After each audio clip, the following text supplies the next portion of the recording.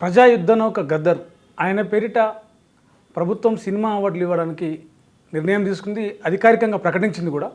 అయితే కళాకారులు, మేధావులు ప్రభుత్వ నిర్ణయాన్ని స్వాగతిస్తూ ఉన్నారు. ఈ విషయం గురించి మనతో మాట్లాడడానికి కవి, వాగ్గేయకారులు, తత్వవేత్త, ఉద్యమకారులు జయరాజ్ అని ఉన్నారు. అన్న నమస్తే. ఎట్లా చూస్తారన్న ప్రభుత్వ నిర్ణయాన్ని, గద్దర్ పేరిట సినిమా అవార్డులు అనేదాన్ని?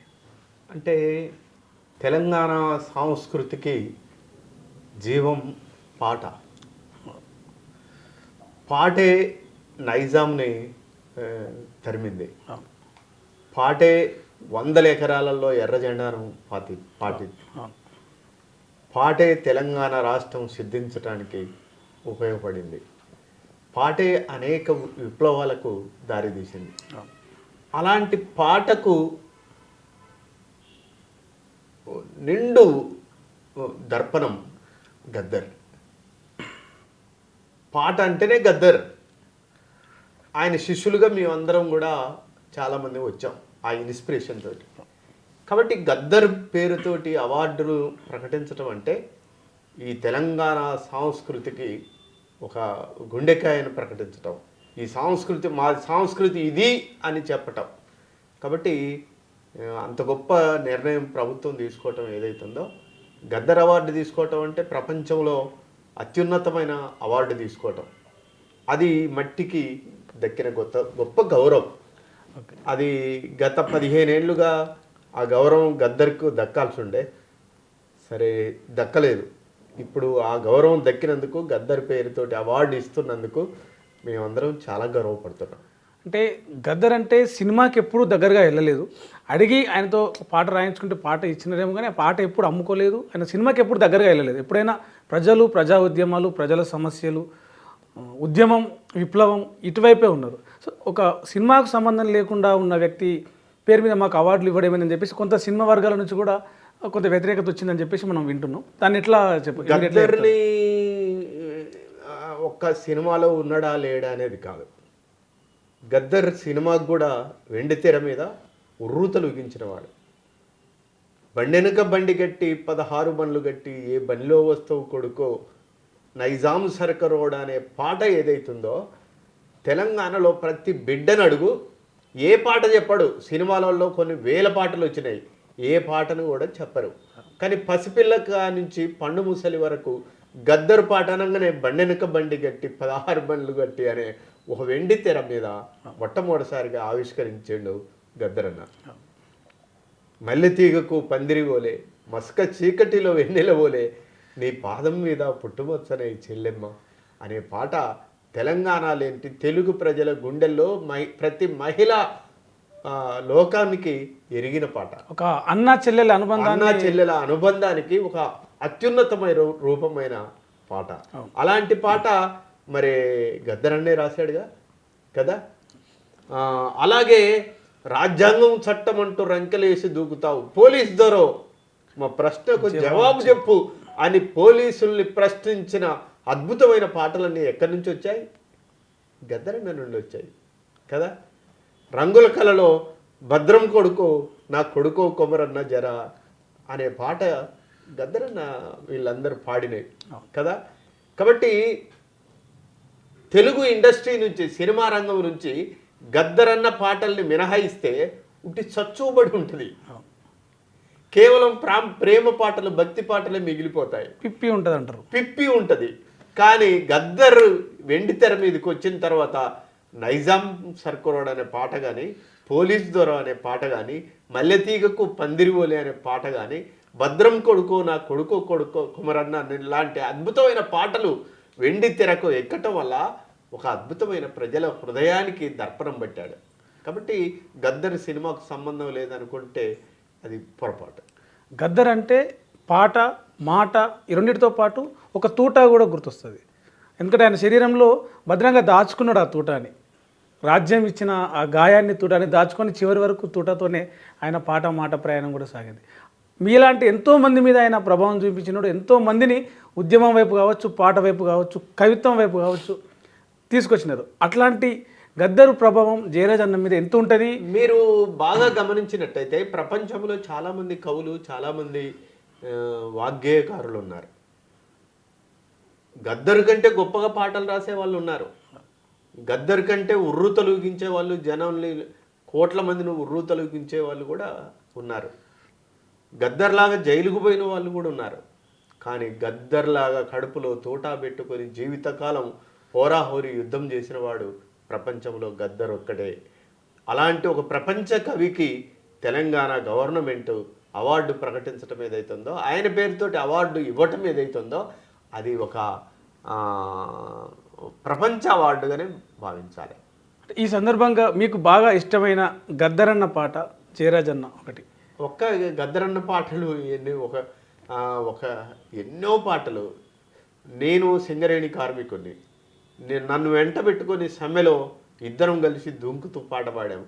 సమ్మె మన జన్మ కూరన్నా, దీన్ని ఆపే మొనగాడెవ్వడన్నా, కార్మికులు, కర్షకులు, రైతులు, కూలీలు రక్తాన్ని చిందించి సాధించిన హక్కు, సమ్మె మన జన్మ కూరన్నా, దీన్ని ఆపే మొనగాడెవ్వడన్నా. అసలు ప్రతి కార్మికుడు నా రక్తంతో నడుపుతాను రిక్షాను, నా రక్తమే నా రిక్షకు పెట్రోలు, డీజిల్ ధర పెరిగిపోయే, పెట్రోల్ ధర పెరిగిపోయే, నా రక్తం ధర ఏమో రోజు రోజు తగ్గబట్టే, రక్తంతో నడుపుతాను రిక్షాను. ఇలా ఎన్ని మల్లెతీగకు పందిరి ఓలే, మసక చీకటిలో వెన్నెల ఓలే, నీ పాదం మీద పుట్టుమచ్చనై చెల్లెమ్మా, తోడబుట్టిన రుణం తీర్చుకుంటనే చెల్లెమ్మా. గద్దరు లేని తెలుగు సాహిత్యం లేదు. గద్దరు తర్వాతనే, గద్దరు పాటల తర్వాతనే తెలుగు సాహిత్యానికి ఒక అద్భుతమైన ఎవరెస్ట్ శిఖరం అంతా గుర్తింపు వచ్చింది. గద్దరు పాటలు అంటే పేదవాళ్ళ పాటలు, కన్నీళ్ళ పాటలు, కష్టాల పాటలు, దుఃఖంలో నుండి వచ్చిన పాటలు, యుద్ధ గీతాలు అవన్నీ. అంటే గద్దర్ పాట అంటే మట్టి, గద్దర్ పాట అంటే మనిషి, గద్దర్ సాహిత్యం అంటే మట్టి మనుషులు. సో అట్లా మిమ్మల్ని ప్రభావితం చేసి మీతోటి మీరు ఫస్ట్ టైం విన్న గద్దర్ పాట అయితే మీరు ఆయనను స్ఫూర్తిగా తీసుకొని రాసిన తొలి పాట. అసలు గద్దర్ పాటల ఏ వయసులో? చిన్నప్పుడు, చాలా చిన్నప్పుడు. సిరిమల్లె చెట్టు కింద లచ్చువమ్మో లచ్చువమ్మ, నువ్వు చిన్న పోయి కూర్చున్నావు ఎందుకమ్మో ఎందుకమ్మా, మోకాళ్ళ మట్టుకు బురదలో దిగబాడి ఎద్దులే వెనకాకులు ఒక్కొక్క అడుగేసి నాట్లేసి లచ్చువమ్మో లచ్చువమ్మ, నీ నడుములే ఇరిగేనా లచ్చువమ్మో లచ్చువమ్మ, పాసిపోయిన బువ్వ మాడిపోయిన గటక సలిగంజి మోసుకొని సప్పదే దాగితే కక్కుడెరుగుడు పెట్టి లచ్చువమ్మో లచ్చువమ్మ, నీ డొక్కంతా గుంజిందా లచ్చువమ్మో లచ్చువమ్మ. ఫస్ట్ టైం అతి చిన్న వయసులో ఈ పాట నేను విన్నాను. ఆ పాట విన్న తర్వాత నేను గద్దరు పాటలకు, నేను కవిని కావటానికి గద్దరు ఇలాంటి యొక్క పాటలే కారణం. మీరు కవి కావడానికి గద్దరు పాటలు కారణం. మీరు ఉద్యమంలో పాల్గొనడానికి ఎవరు? అంటే గద్దరే హోరాహోరీ తెలంగాణ ఉద్యమంలో మనుగురు నుండి ఆదిలాబాద్ వరకు ఇద్దరం పోతున్నప్పుడు భూపాలపల్లిలో తెల్ల గీతం గీసి కర్ఫ్యూ పెట్టి అవతల పక్క తుపాకులు మొత్తం ఎక్కుపెడితే కర్ఫ్యూని దాటాలనా వద్దా అని ఇద్దరం సందిగ్ధంలో ఉన్న టైంలో హోరాహోరీ గీత దాటి ఇద్దరు ప్రాణాలు పెట్టడం వల్ల తెలంగాణ రాష్ట్రం సిద్ధించింది. కాబట్టి గద్దరన్న ఉద్యమంలో నాకు గురువే, పాటలలో గురువే, జీవితంలో కూడా గురువే. మేము ఇంత నిజాయితీగా బతకటానికి ప్రధానమైన కారణం గద్దరన్న మా ముందు నడవటమే. ఇంత నిజాయితీగా అని మీరు చెప్తున్నారు, చాలా గొప్ప విషయం. అయితే గద్దరన్న మీద కొన్ని విమర్శలు కూడా వచ్చినాయి కదా, అటు కాంగ్రెస్తో కలిసిండు, ఇటు ఉద్యమాన్ని వదిలేసిండు, అండ్ అటు బీజేపీని మోడీని కలిసిండు, కొంత అంటే ఆ సమయంలో కొంత విమర్శలు కూడా వచ్చినాయి కదన్న. దానికి అంటే కొంత క్లారిటీ జనాలకు బజు పోయేలాగా. అంటే గద్దరన్న తన మొత్తం జీవితాన్ని చూడాలి మనం కదా. ఏదో ఒకటి రెండు ఇన్సిడెంట్స్ చూసి ఆ మనిషి ఇలా ఎందుకున్నాడు అని మనం అడగటానికి వీల్లేదు. మొత్తం జీవితం అంతా తుపాకీ తోటాను గుండెలో పెట్టుకొని ఉన్నాడు కదా. మొత్తం జీవితం అంతా హోరాహోరీ దండకారణ్యాన్ని రిప్రజెంటేట్ చేశాడు కదా. తన జీవితం మొత్తం కూడా ఇల్లు వదిలి, వాకిలు వదిలి, భార్య పిల్లలను వదిలి పేదవాళ్ళ కోసం పనిచేసిండు కదా. దాన్ని మనం చూడాలి. సో అంటే గద్దరు ఉద్యమ ప్రస్థానం, ఆయన పాట ప్రస్థానం, ఆయన మాట ప్రస్థానం అన్నీ చూసుకున్నట్టయితే తొలి రోజుల్లో కర్రకు ఒక ఎర్ర గుడ్డ, ఒక ఎర్ర జెండా ఉండేది. ఆ తర్వాత కొంతకాలం తర్వాత ఆ ప్రకృతి అదంతా వచ్చేసి ఆ మార్పు, ఆ దళిత బహుజన ఉద్యమాలు వచ్చేసి బ్లూ కలర్ కూడా యాడ్ అయింది. ఆ తర్వాత కొంతకాలం బౌద్ధం వచ్చేసి అది ఆ జెండా కూడా అంటే ఎర్ర రంగు నుంచి చాలా రంగుల జెండాలు యాడ్ అయినాయి. సో ఆ క్రమం గురించి జయరాజ్ అన్న ఏం చెప్తారు, ఎట్లా చెప్తారు, ఎట్లా వివరిస్తారు? నాకు ఈ ప్రశ్న చాలామంది విప్లవకారుల నుండి కూడా గద్దర్ని నువ్వు చెడగొట్టావు, గద్దర్ని తప్పుడు మార్గం పట్టించావు అని నా మీద విమర్శ ఉంది. నేను విప్లవోద్యమంలో ఉన్నప్పుడు విప్లవోద్యమంలో పనిచేస్తున్నప్పుడు విప్లవం సక్సెస్ కావట్లేదు ఈ దేశంలో. చైనాలో అయింది, రష్యాలో అయింది, ఈ దేశంలో కావట్లేదు. ఎందుకు కావట్లేదని నేను పరిశీలిస్తే ఈ దేశంలో ప్రపంచంలో ఎక్కడ లేని కులం ఇక్కడుంది. ఈ కులం ఏదైతుందో ఇది నిచ్చెన మెట్ల కుల వ్యవస్థ మన కళ్ళ ముందు ఆగుపడుతుంది. కాబట్టి ఈ కులాన్ని ఛేదించాలంటే ఇక్కడ మనం వర్గంతో పాటు కులాన్ని కూడా నిర్మూలించాలి. అలా నిర్మూలించిన వాడెవరు? కుల నిర్మూలన జరగాలని పట్టుబట్టిన వాడెవడు? కుల నిర్మూలన అట్టడుగు వర్గాలకు కూడా అధికారం రావాలని పట్టుబట్టింది ఎవరంటే బాబాసాహెబ్ అంబేద్కర్. నేను చావుదాకా పోయినప్పుడు గద్దరన్న నేను బాగా మాట్లాడుకొని మొట్టమొదటిసారిగా అప్పటిదాకా పాటలు లేవు, అప్పుడు మేము పాటలు రాసాము. జగోరే జాగో అంబేద్కర్, జగత్ జననేత అంబేద్కర్, భవితకు మార్గం అంబేద్కర్, బడుగులకు ప్రాణం అంబేద్కర్, మా బల్లో టీచర్ అంబేద్కర్, మా బతుకు ఫ్యూచర్ అంబేద్కర్, మా దారికి టార్చ్ అంబేద్కర్, భారతకు మార్క్స్ అంబేద్కర్. ఎందుకు మార్క్స్ అనాల్సి వచ్చింది అంటే మార్క్స్ హేతువాది, బాబాసాహెబ్ అంబేద్కర్ హేతువాది.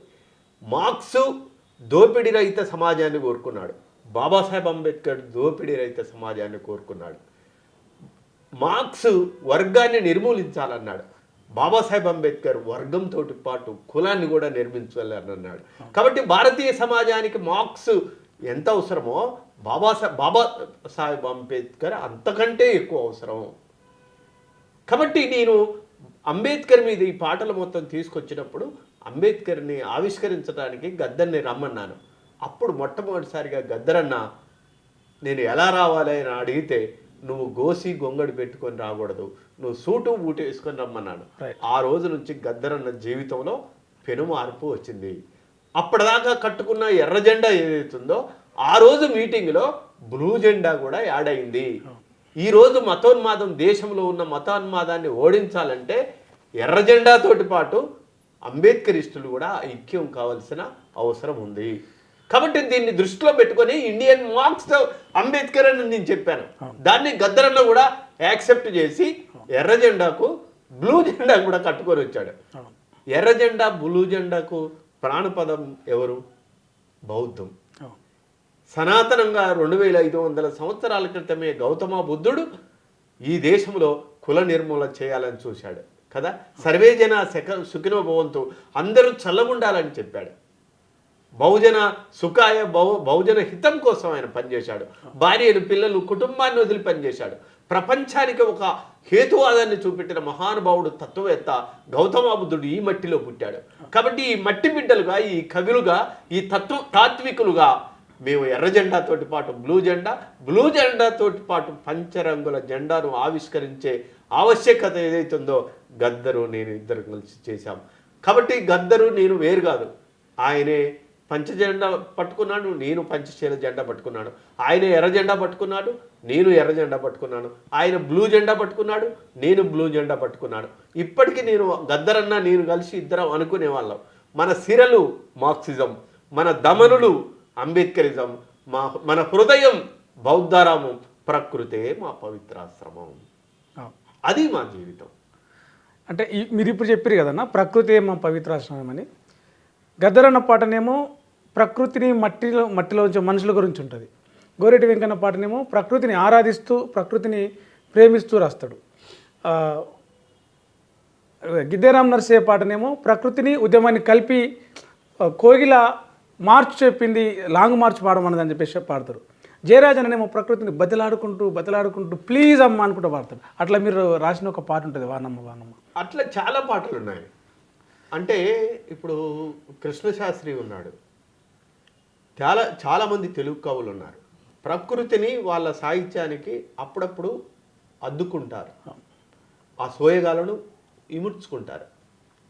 కానీ ప్రకృతి తత్వమే నా తత్వంగా జీవించేవాడు జయరాజ్ అవును కదా. కాబట్టి ఒక రాత్రి ఉంది, ఒక పగలుంది కదా, ఒక కష్టం ఉంది, ఒక సుఖం ఉంది, ఒక జననం ఉంది, ఒక మరణం ఉంది. ఇది ప్రకృతి తత్వం. ఇది ప్రపంచానికి ఎవరు చెప్పలే. మీరు చాలా లాంగ్ సాంగ్ ఒకటి మొన్న ఆ మధ్య 1 year క్రితం రాసింది, చాలా పెద్ద చర్చ జరిగింది ఆ పాట. విపరీతమైన ప్రపంచవ్యాప్తంగా లాక్స్ ఆఫ్ పీపుల్ చూశారు. నేను చెప్పేది ఏంటంటే, నువ్వు కొత్తగా ఏం క్రియేట్ చేయలేవు ఇక్కడ, అంత నేచర్ క్రియేట్ చేసింది. కాబట్టి నువ్వు ఒక శిల్పంగా నీలో ఉన్న వేస్ట్ను తొలగించుకోవాలి. శిలా నీవే, శిల్పి నీవే, శిల్పం నీవే. నువ్వు ఎలా ఉండాలనుకుంటే అలా ఉంటావు. దీనికి దేవుడు, మతం, కులం ఇవన్నీ కారణం కాదురా. నువ్వు ఎలా తయారు కావాలంటే అలా అవుతావు అని చెప్పే తాత్విక చింతన ఏదైతుందో నేను చెప్పాను. అలాగే చాలామంది దుఃఖాన్ని వ్యతిరేకిస్తారు. అది కాదు. దుఃఖమే లేకుంటే నవ్వులకు దిక్కేది, చీకటే రాకుంటే వెలుగులకు విలువేది, పూలతో తుమ్మెదలాడిన ఆటరా, పూసిన మందారాల తోటరా, కాలగమనమునెవడు మార్చలేడురా, కరిగిపోయే మంచు వంటి జీవితాలురా, కొమ్మ మాటున కోయిల రాగమున్నది, అమ్మలా గుండెల నిండా దాసుకున్నది, అడుగు లేవకుండా ఇంకో అడుగు పడదురా, అలిసిపోయినందుకే నిదుర ఉందిరా. దుఃఖం లేకుంటే నీకు నవ్వుల యొక్క వాల్యూ ఏం తెలుస్తుంది? ఈ లైట్ ఇంత అద్భుతంగా వెలుగుతుందంటే దీని వెనకాల చీకటి ఉండబట్టే కదా. కాబట్టి చీకటి రెండు వేరు అనుకున్నారు చాలామంది. కానీ ఈ రెండు కలిస్తేనే ఒక రోజు అనే సంగతి నేను బాగా ప్రకృతిని స్టడీ చేయటం వల్ల ఉంది. ఇప్పుడు ప్రకృతి చాలా దుఃఖంలో ఉంది. ఎట్లా దుఃఖంలో ఉంది? ప్రకృతి అంత దుఃఖపడడానికి కారణం ఎవరు ప్రకృతిని నేర్పిస్తున్నారు? ప్రకృతితోటి మాట్లాడుతున్నప్పుడు సూర్యుడు నా తండ్రి, చంద్రుడు నా తమ్ముడు. ఇదే మాట గద్దర్ గారు కూడా చాలాసార్లు చెప్తూ, నాకు ప్రకృతే పిల్లలు, అందుకే వెన్నెల, సూర్యుడు, చంద్రుడు అని పేర్లు పెట్టుకున్నాను కూడా చెప్తున్నారు. అంటే నేను చెప్పానుగా మా ఇద్దరి జీవితం చాలా దగ్గరగా ఉంటుందని. కాబట్టి సూర్యుడు నా తండ్రి, చంద్రుడు నా తమ్ముడు, గ్రహాలు నా సహచరులు. ఒకనాడు దేదీప్యమానంగా వెలిగాను, నేడు కలుషితమైపోయాను. నాపై జీవించే సమస్త జీవరాశి కనుమరుగయ్యే కాలం ఆసన్నమైంది. నేను కట్టుకున్న ఓజోను చీరే చినిగిపోయింది. నా కాళ్ళు పనిచేయట్లేదు, నా చేతులు పనిచేయట్లేదు, నా చెవులు మందగించాయి, నా చూపు తగ్గిపోయింది. ఇప్పుడు నన్ను ప్రపంచానికి, నిన్నటి నా చరిత్రను రేపటి ప్రపంచానికి చెప్పి రేపు భవిష్యత్ తరాలకు అందిస్తే తప్ప నేను ఇప్పుడు బతకలేను. కాబట్టి అట్లా భవిష్యత్ తరాలకు అందించాలంటే నాకు ఒక కవి కావాలి అని గద్దర్ను, నన్ను, మాలాంటి వాళ్ళను ఈ ప్రకృతి అలుముకోవటం వల్ల ప్రకృతి తత్వమే మా తత్వంగా ఇవాళ మేము పనిచేస్తున్నాం. ప్రకృతిని కాపాడటమే ఇవాళ ప్రధానమైన కారణము, కాపాడటమే ప్రధానమైన కర్తవ్యం. కాబట్టి నేను ఉన్నంతకాలం, నా జీవితం ఉన్నంతకాలం ప్రకృతిని కాపాడటం కోసమే జీవిస్తాను. మీరు ప్రకృతి గురించి చెప్పారు కదన్న, ప్రకృతిలో మమేకమై మనిషి ఎట్లా బతుకుతాడు, ఎట్లా ఆదర్శంగా నిలబడతాడనే దాన్ని వర్ణిస్తూ మీ నాన్న గురించి ఒక పాట రాశారు. అంటే మట్టిలో నడుచుకుంటూ పోతావు నాయన, కళ్ళు తెచ్చి నువ్వు తాగుతావు, అమ్మకు తాగిస్తావు అని చెప్పేసి నాయన పాట. గద్దర్ అన్న వాళ్ళ అమ్మ గురించి సిరిమల్ల చెట్టు కింద అంటే మీరేమో నాయనా అని చెప్పేసి ఒక పాట రాశారు, నాయన పాట. ఒకసారి ఆ పాట. నాయనా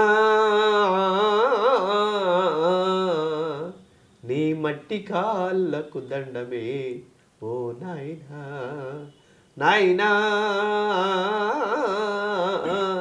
నీ మంచి మనసుకు దండమే ఓ నాయనా, గొరుకొయ్య గొట్టంగా నాగల్లు గట్టంగా సాలు ఇరువాలేసి ప్రాణాలు పెట్టంగా, నెత్తురింకి నేల ఎర్రనాయనేమో, చెమట చుక్కలే ఊట చెలిమెలాయనేమో, ఆకలి తీరదు అవమానం ఒడగదు, పనికి దగ్గ పొలము ఏనాడు దొరకదు, నాయనా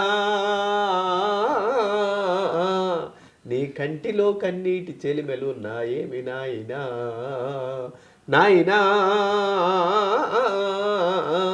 నీ కడుపులో ఆకలి మంటలారావేమి నాయనా నువ్వు కళ్ళు దాగేది అమ్మకు తెచ్చేది నువ్వు సుట్ట దాగితే అమ్మకు చుట్టేది అమ్మ నువ్వు కలిసి ఆడి పాడుతుంటే కష్టం అన్నది మరిసి కడుపుబ్బ నవ్వేది నాయనా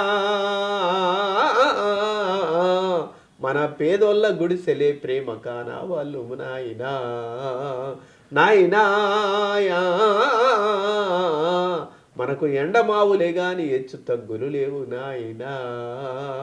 ఇలా ఎన్నో పాటలు జీవితంతో పెనవేసుకున్న పాటలు. గద్దరన్న చలువ, గద్దరన్న ప్రేమ, గద్దరన్న చూపిన ఆప్యాయత వల్ల మేమందరం ఈ తెలంగాణలో గొప్ప కవులుగా ఎదిగాం. అంటే గద్దరన్న ఆదర్శంతో గద్దరన్న చూపిన బాటలో ఆయన పాడిన పాటలు విని ఎంతోమంది యువకులు అప్పట్లో పుస్తకాలు వదిలేసి, భార్య పిల్లలను వదిలేసి, కుటుంబాలను వదిలేసి, దున్నుకుంటున్న భూములను వదిలేసి, అంటే చేస్తున్న పనిని వదిలేసి అడవుల వైపు వచ్చారు. మీరేమో అడవుల్లో చనిపోయిన వాళ్ళ ఎవ్వరు, ఎందుకు చచ్చిపోయారు పిల్లలు, ఆ బాధని మీరు ప్రపంచానికి ఈయన చెప్పారు ఆ పాట, ఎవ్వరో ఈ బిడ్డలు అనే పాట. సో అంటే మీ సారూప్యత అంటే మీరు ఒకరు చెడగొడుతున్నారు, ఒకరేమో ఓదారుస్తున్నారు అన్నట్టుగా. అంటే అప్పట్లో జరిగిన చర్చ. పేదవాడి కన్నీళ్లు, కష్టాలు, దుఃఖం బాపటానికి పేదవాడికి, దున్నేవాడికి భూమి కావాలని వేల ఎకరాలు ఉన్న భూస్వాములకు వ్యతిరేకంగా పోరాటం ఏదైతే ఉందో అది ఇక్కడ పుట్టిన ప్రతి బిడ్డ చేయాలి. అది గద్దరన్న చెప్పిండని కాదు, ప్రతి బిడ్డ అవసరం. భూమ కోసం పోరాటం అనేది ప్రతి బిడ్డ. చెడగొడుతుండ అనేది నా ఉద్దేశం. అది ఎవరైతే భూస్వాములు భూమి కోసం యుద్ధం చేయమని గద్దరన్న చెప్పిండు, గద్దరు చెడగొడుతుండే యువతని అని చెప్పేసి భూస్వాములు అన్నారు కదా, ఆ ఒపీనియన్తో చెప్పి లేదు. ఇక్కడ భూమి కావాలి, ప్రతివాడి పేదవాడికి భూమి కావాలి, భూమి కావాలి అని దున్నేవాడికి భూమి కావాలని గద్దరన్న చెప్పాడు. దున్నేవాడికి భూమి కావాలని జయరాజన్న కొట్లాడుతున్నాడు. కాబట్టి దున్నేవాడికి భూమి అవసరమా లేదా? అవసరం. అందులో చచ్చిపోయే వాళ్ళు ఉన్నారు, ప్రాణాలు త్యాగాలు చేసే వాళ్ళు ఉన్నారు. వాళ్ళందరికీ మనం సెల్యూట్ చెప్పాలి, తప్పదు కదా. కాబట్టి అలాంటి వీరుల గురించి ఎవరో ఈ బిడ్డలు నింగిలో నెల వంకలు, ఎవరో ఈ పిల్లలు అడవి మల్లె పువ్వులు, వాళ్ళ నడుముల్లో తూటాల దండలు, వాళ్ళ నడకల్లో ఎర్రాని జెండలు, దొరల భూములెన్ని పంచిన ఒక్క సెంటు భూమి వీళ్ళు అడగలే, చెరువు కట్టాలెన్ని పోసిన ఒక్క చేను కంకి వీళ్ళు ముట్టలే, ఆకలి దప్పులు మరిసిరి అడవిలో అన్నలయ్యి తిరుగుతుండిరి, ఎవరో ఈ బిడ్డలు నింగిలో నెల వంకలు, ఎవరో ఈ పిల్లలు అడవి మల్లె పువ్వులు. మీ 30 ఏళ్ల క్రితం ఈ పాటలు పాడితే మమ్మల్ని నక్సలైట్లు అన్నారు కదా.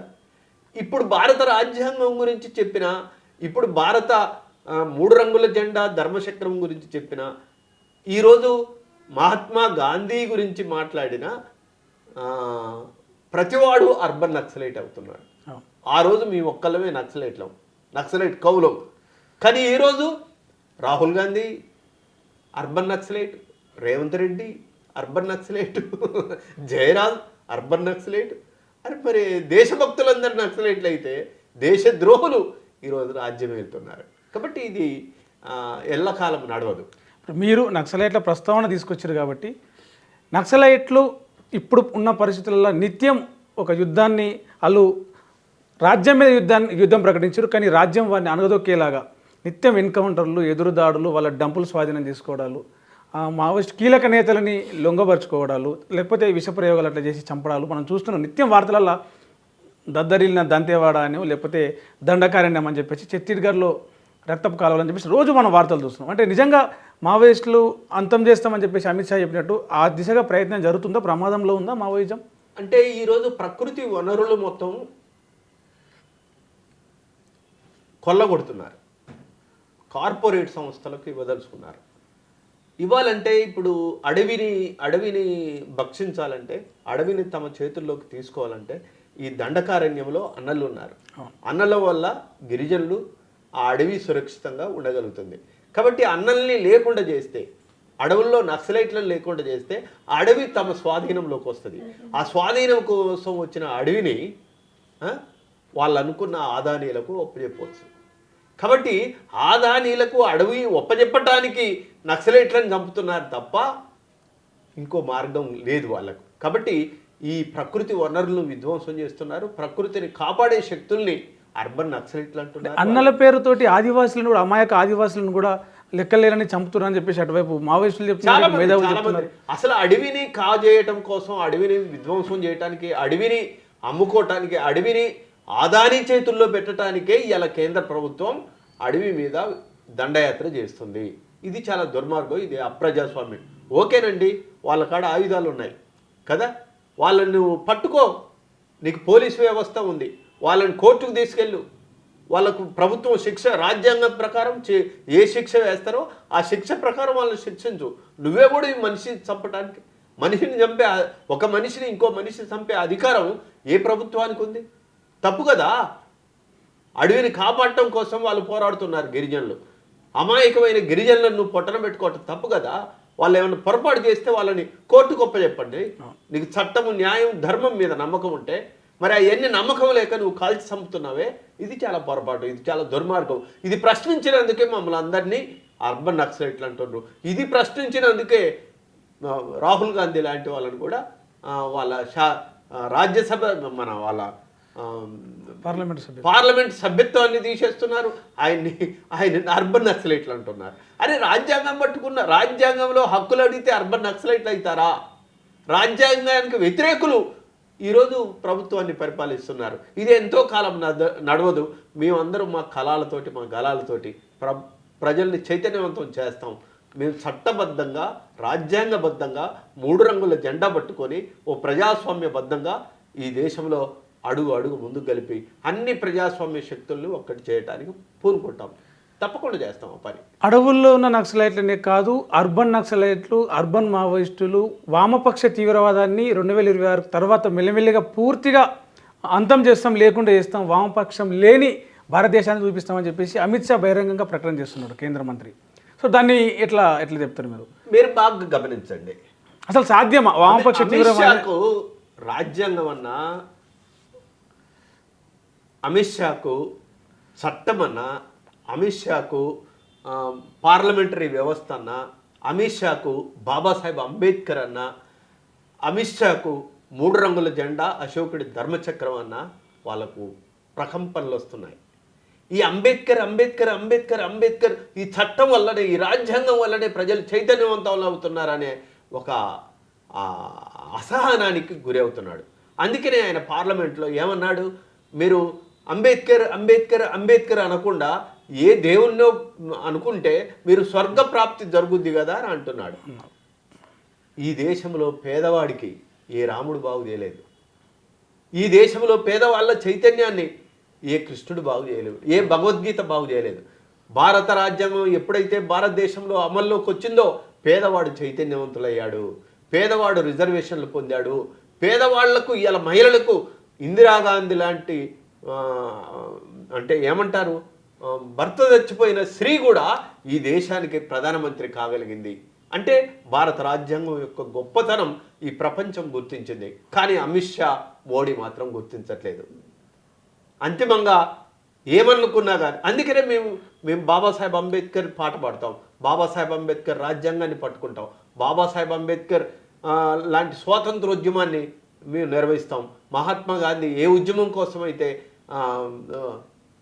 సత్యాగ్రహంలో పాల్గొనడో అలాంటి సత్యాగ్రహాలు మేము చేస్తాం. మాకిక్కడ ఆనాటి స్పిరిట్, ఆనాటి స్వాతంత్రోద్యమ ఫలితాలు పేదవాళ్ళకు అందరికీ దక్కేందుకు రాజ్యాంగాన్ని పట్టుకొని మేము ఉద్యమిస్తాం. అంటే 50 ఏళ్ళుగా ఏదైతే ఒక గద్దర్ చేసిన ఉద్యమం కావచ్చు, యుద్ధం కావచ్చు, ఒక 30 ఏళ్ళుగా 40 ఏళ్ళుగా జయరాజన్న ఏదైతే ఏ ఆశయం కోసం అయితే అడవుల్లో ఉండొచ్చు, ఏ ఉద్యమాలు చేసి, నినాదాలు చేసి, ఏ పాటలు రాశారు, అటువైపు ఇప్పుడు మెల్లమెల్లగా ప్రజలు, దళితులు, బహుజనవాదులు అందరూ కూడా కదులుతుండడం వల్లనే ఈ రాజ్యాంగం అనేది ఎక్కువ చర్చకు వస్తూ ఉంది, బీజేపీ ప్రభుత్వం అనేది ఎక్కువ భయపడుతూ ఉంది అంటున్నారా మీరు? అంతే కదా. ఇప్పుడు ఓ శాస్త్రీయమైన దృక్పథం అది. బాబాసాహెబ్ అంబేద్కర్ ప్రపంచంలోని అత్యున్నతమైన గ్రంథాలు మొత్తం చదివి ఒక పార్లమెంటుని క్రియేట్ చేశాడు. ఆయన పార్లమెంటు క్రియేట్ చేయకుంటే ఎన్ని రాజ్యాలయ్యి, రాష్ట్రం ముక్కలైపోయి ఒక పెద్ద దుర్మార్గమైన వ్యవస్థ ఇండియాలో ఉండేది. కేవలం రాజ్యాంగం వల్లనే ఈ దేశం ఐక్యంగా ఉండగలుగుతుంది. కదా. వీళ్ళందరికీ ఒక జెండాను క్రియేట్ చేశాడు, దానికి ఒక ధర్మచక్రాన్ని అద్దాడు. ఆ జెండా వల్లనే ఇలా భారతీయులు అందరం, భారతదేశం నా మాతృభూమి, భారతీయులందరూ సహోదరులు అని మనం సహోదరులుగా కలిసి ఉన్నాం. దీన్ని విచ్ఛిన్నం చేయాలని చూస్తుంది. 3 రంగుల జెండా స్థానంలో కాషాయ జెండా ఎగరేయాలని చూస్తున్నారు బీజేపీ వాళ్ళు కదా. భారత రాజ్యాంగానికి బదులుగా మళ్ళీ మహిళల్ని కాష్టంలో తగలబెట్టిన సతీసాగమానం లాంటి వ్యవస్థను, మళ్ళా చిన్నపిల్లలకు పెళ్లిళ్ళు చేసే వ్యవస్థను ఈరోజు ఆర్ఎస్ఎస్ లాంటి వాళ్ళు తీసుకురావాలని ప్రయత్నం చేస్తున్నారు. అది అశాస్త్రీయమైంది. మనుస్మృతిని అమలు చేద్దామని మనుస్మృతిని అమలు చేయాలని చూస్తున్నారు. దానికి వ్యతిరేకంగా అది ఈ మారిన ఇంత పెద్ద సొసైటీలో ఈరోజు చంద్రమండలానికి పోతున్న మనిషి అంత అజ్ఞానంలోకి వెళ్ళాల్సిన అవసరం మనకు లేదు. మనం చూస్తున్నాం అన్న కొన్ని అంటే ఈ ఒక 5 ఏళ్ళుగా ఒక 2, 3 ఏళ్ళు, 4 ఏళ్ళు, 5 ఏళ్ళు, 10 ఏళ్ళుగా మెల్లమెల్లగా ఈ దళితవాదం, బహుజనవాదం, అంబేద్కర్ వాదం బలపడతా ఉంది. అంటే మెల్లమెల్లగా విజయం తీరం వైపు చేరేలాగా ఈ పరిణామాలన్నీ మనకు కనిపిస్తున్నాయి అంటారా? తప్పకుండా అది మన కళ్ళ ముందు ఆవిష్కరించబడుతుంది. ఒకనాడు బాబాసాహెబ్ అంబేద్కర్ మీద పాటలు లేవు కదా.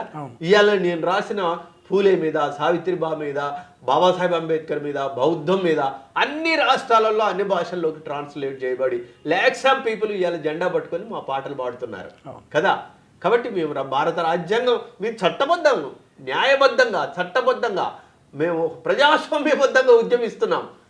కానీ వాళ్ళే అప్రజాస్వామికంగా ఈ దేశాన్ని పరిపాలిస్తున్నారు. కాబట్టి మేము అంతిమంగా విజయం సాధిస్తాం.